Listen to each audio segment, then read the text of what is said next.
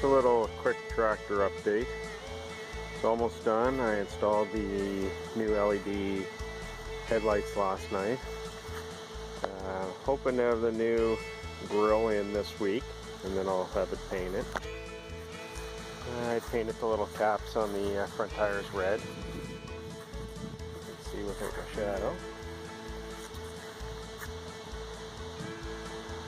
Painted the lever for shifting red, and the little nut on the steering wheel.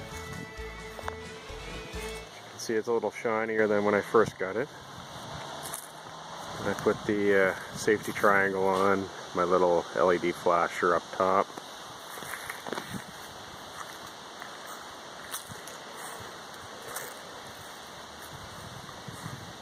So what do I have left to do now is to install two lights on the rear of the tractor for working.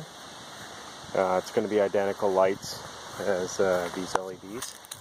See how thin they are? They actually don't look too bad. I wasn't sure how they were going to look, but they're a nice size. They're not too big, not too small. They still have the round look like the original.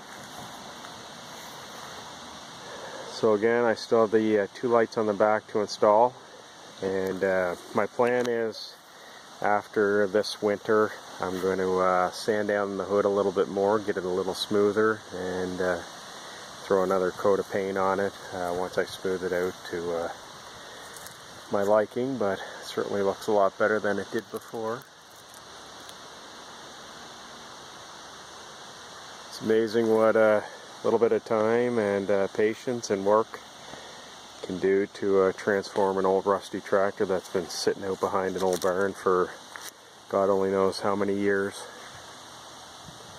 Anyways folks, just a quick update video on the tractor, and once I get her 100% completed with the new grille and the back lights on it, I'll do an updated video. Thanks for watching.